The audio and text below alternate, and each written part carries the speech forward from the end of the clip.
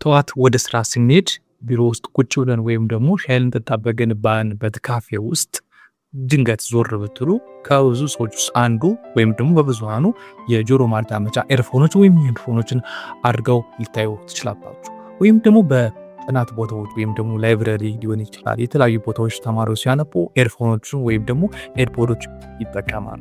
ታዲያ እነዚህን ኤርፎኖችንና ሄድፎኖችን አብዝቶ መጠቀም በመስማት ጤና ላይ ምን ጉዳት ያስከትላል? ይህን የጆሮ ማዳመጫ ለምን ያክል ጊዜስ ትጠቀሙታላችሁ? እናንተ ወይም በአቅራቢያችሁ ያሉ ሰዎች እነዚህን የጆሮ ማዳመጫዎች ኤርፖዶችን ወይ ደግሞ ሄድፎኖችን ለምን ያክል ሰዓት ትጠቀማላችሁ? ለምን ያክል የድምፅ መጠንስ ትጠቀማላችሁ? ሰላም ጤና ይስጥልኝ። ይህ ዋይኬ ሄልዝ ኢንዱስትሪ የዩቲዩብ ቻናል ነው። በዛሬው ቪዲዮአችን የሄድፎንና ኤርፎን አጠቃቀምና የጆሮን ጤናን በተመለከተ የተወሰነ ነገር እንላለን ማለት ነው። እንዲሁም ደግሞ እነዚህን ሄድፎኖችና ኤርፎኖችን መጠቀም ፈልጋችሁ ነገር ግን የጤናችሁ ጉዳይ የጆሮ መስማት ጉዳይ የሚያሳስባችሁ ከሆነ ይህ ቪዲዮ ለእናንተ መፍትሄ ይመስላል። ላይክ፣ ሼር፣ ሰብስክራይብ ማድረግ አትርሱ። ወደ ጉዳያችን ይባል። ስለ ጆሮ ጉዳት ከማውራታችን በፊት ጥቂት ጤናማ ስለሆነው የጆሮ የመስማት ሂደት እናውራ። ድምፅ ወደ ጆሮ የሚገባው በሶስት የጆሮ ክፍሎች አማካኝነት ነው ማለት ነው። በባለፈው ቪዲዮ ስለ ጆሮ በጥቂቱ በሰራሁት ቪዲዮ ላይ ለመግለጽ እንደሞከርኩት ጆሮ በሶስት ዋና ዋና ክፍሎች ይከፈላል። ውጫዊ የጆሮ ክፍል አለ፣ መካከለኛው የጆሮ ክፍል እንዲሁም ደግሞ ውስጣዊ የጆሮ ክፍል የምንለው አለ ማለት ነው። ከመስማት ችግር ጋር በተያያዘ እናወራ አሁን ስለ ውስጣዊ የጆሮ ክፍል ስለሆነው ኮቾሊያ ብለን ስለምንጠራው የጆሮ ክፍል ነው ማለት ነው። ከዚህ ኮቾሊያ የምንለው ስስና የስፓይራል ሼፕ ወይም ደግሞ የቀንድ አውጣ ቅርጽ ያለው ጠመዝማዛ ቅርጽ ያለው በውስጡም ፈሳሾች በብዙ ሺህ የሚቆጠሩ የፀጉር ሴሎችን የያዘ የድምፅ ቫይብሬሽን ወይም የሳውንድ ቫይብሬሽን ወይም የድምፅ እርግብግቢትን ወደ ኤሌክትሪካል ሲግናል የሚቀይርልን የጆሮ የውስጣዊ ክፍል አለ ማለት ነው። ታዲያ ይህ እነዚህ ሄር ሴሎች የምንላቸው የሳውንድ ቫይብሬሽን ወይም የድምፅ እርግብግቢትን ወደ ኤሌክትሪካል ሲግናል የሚቀይሩና ይህን ኤሌክትሪካል ሲግናል ወደ ብሬን በመላክ ያን ብሬን ደግሞ የተቀበለውን የድምፅ እርግብግቢት ወደ ድምፅነት ወይ ደግሞ ኢንተርፕሬት የሚያደርግልን አእምሯችን ነው ማለት ነው። ታዲያ እነዚህ ኤሌክትሪካል ሲግናል የሚቀይሩ ሄር ሴሎች በተደጋጋሚ ጊዜ ለከፍተኛ ድምፅና ለረጅም ሰዓት በድምፅ ሲመቱ ወይም ደግሞ የድምፅ ሲያርፍባቸው ይጎዳሉ ወይም ደግሞ ብሬክ ያደርጋሉ ማለት ነው። እነዚህ ሄር ሴሎች አንዴ ከተጎዱ እንደ ቆዳ ወይም እንደ ጉበት በራስ ሪጀነሬት አያደርጉም። አንዴ ከተበላሹ ወይም ከወደሙ ነው ማለት ነው። በዚህ ምክንያት እነሱ ከተጎዱ የመስማት ችግር ይፈጠራል ማለት ነው። እሺ፣ ከፍተኛ ድምፅ የምንለው ምንድነው? ወይም ነው ዋትስ ላውድ ሳውንድ የምንለው ከፍተኛ የድምፅ መጠን የምንለው ምንድነው? ይሄው ነገር እንመለከት። ድምፅን የምንለካበት በዴሲቤል ወይም ደግሞ ዲቢ ይባላል። እንደ ዓለም ጤና ድርጅት ምክር ሀሳብ ከሆነ ለጆሮ ተስማሚ የሆነው የድምፅ ከ70 ዴሲቤል ወይም ከ70 ዴሲቤልስ በታች ያሉትን ለጆሮ ጥሩ ናቸው ይመክራል ማለት ነው። ነገር ግን በተለያዩ ምክንያቶች እስከ 85 ዴሲቤል ድረስ ቶለሬብል ነው። ከ85 ዴሲቤል በላይ ከሆነ ግን የመስማት አቅማችን ላይ ችግር ይፈጥራል ማለት ነው። ኤርፎን ወይም ደግሞ ሄድፎን ስለተጠቀምን ብቻ አይደለም የመስማት ችግር የሚያጋጥመን።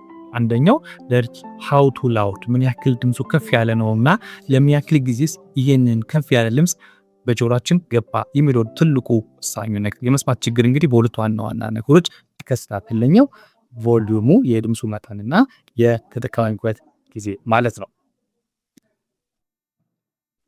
ታዲያ የጆሮ ማዳመጫ ማድረግ ይፈልጋል። ነገር ደግሞ የመስማት አቅማችን እንዲደክም ደግሞ አንፈልግም። ስለዚህ ምን እናድርግ ለምትሉ ሰዎች 4 ሳይንሳዊ የሆኑ መፍትሄዎችን እንከተል። የመጀመሪያው 60/60 ወይም 60/60 የሚባል መመሪያ አለ ማለት ነው። 60/60 የሚባለው ወይም 60/60 የምንለው የድምጻችን የዲቫይሳችን ወይም ደግሞ ሙዚቃውን የምንጠቀምበት ኮምፒውተር ሊሆን ይችላል፣ ታብሌቶች ሊሆኑ ይችላሉ፣ እንዲሁም ስልኮች ወይም ዲቫይሳቸውን እስከ 60% ቮሊዩሙ የድምፁ መጠን 60% ለ60 ደቂቃ መጠቀም አለብን ማለት ነው። ያ ማለት ከ60 ደቂቃ ያልበለጠ ጊዜ በ60% የቮሊዩሙ ማክሲመም ቮሊዩማችን 60 አድርገን መጠቀም እና በመሃል በማረፍ የሄር ሴሎች ወይም የፀጉር መሰል ሴሎች እነሱ እረፍት እንዲያደርጉና ሪጀነሬት እንዲያገግሙ ሪከቨር እንዲያደርጉ ያግዛቸዋል ማለት ነው።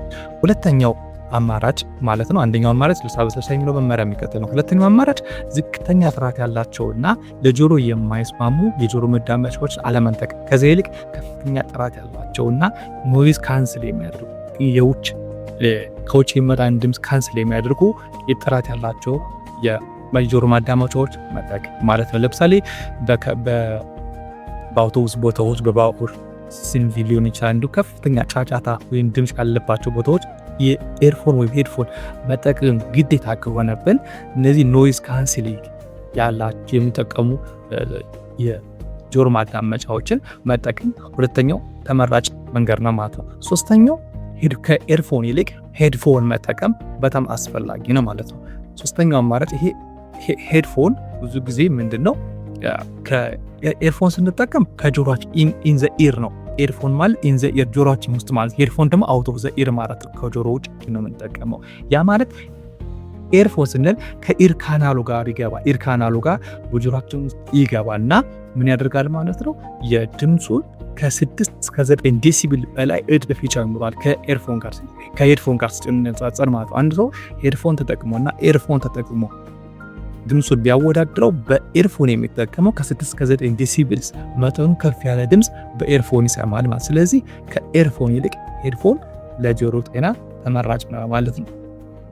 የመጨረሻው አራተኛው ምክር የሚባለው አርም ሌንግዝ ቴስት ይባላል። ይህ አርም ሌንግዝ ቴስት ወይም ደግሞ የክንድ ርቀት ፈተና ግንዶን እንችላለን በአማርኛ። ምንድነው? እኛ የምንሰማው በኤርፎን የምንሰማው ድምፅ አንድ ሰው በአንድ ክንድ ርቀት ላይ ሆኖ ከሰማው ከአብሮ ከኛ ጋር ከዘፈነ ሙዚቃ ሊሆን ይችላል። እንዲሁም ደግሞ ሌሎች ነገሮች ለምሳሌ ስልክ ልናወራ እንችላለን።